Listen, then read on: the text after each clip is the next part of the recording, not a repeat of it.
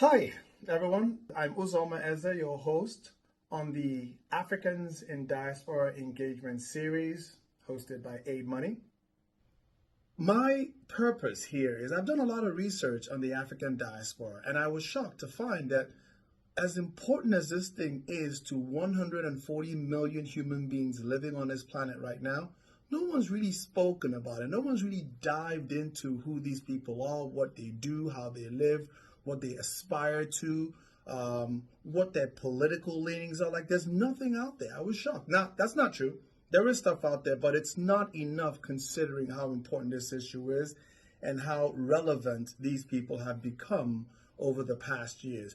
So this is a series where we're going to go over a couple of episodes. We're going to try to explain what the diaspora is, who they are, where they are, facts and figures, cultural characteristics, political leaning, economic strength, everything you'd want to know about these people. And that's assuming you're interested in the Africans in diaspora. So the first thing we want to do is talk about the diaspora. So let's not get into definitions and that type of boring stuff. I will tell you this. Every time I've said diaspora, people have always said, do you mean Jewish people?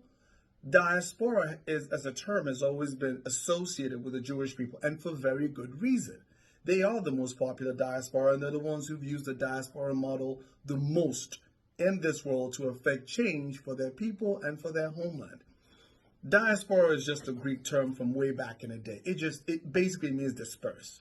Whenever you see people who've dispersed outside of their ancestral land, where they come from, that's a diaspora. My daughter asked me an interesting question. She says, okay, so what is the diaspora and what is not? Who is not diaspora? Are there any people who are not diaspora? Is everybody diaspora? Are only Africans diaspora? And I thought that was brilliant, because the answer that came to me was, with the possible exception of Native Americans in the United States, every other group of people are living in diaspora. You take the Southeast Asians living in America, that's Indians in diaspora. You take Americans, white Americans living in America, they are the European diaspora.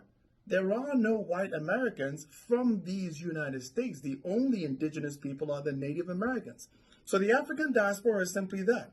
It is 140 million people who have been dispersed from Africa, going way back to 875, or I think 795 AD, when the first Arabs came to Africa, came down into Africa and took Africans with them to the Middle East as slaves, as servants. That was the very first diaspora.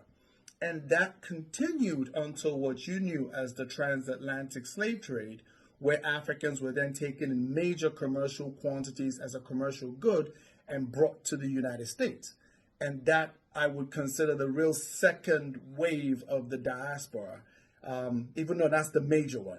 And then what comes after that is what I would call, and I call these people the Senior Diaspora. They were the first in all the lands that the Africans in diaspora inhabit.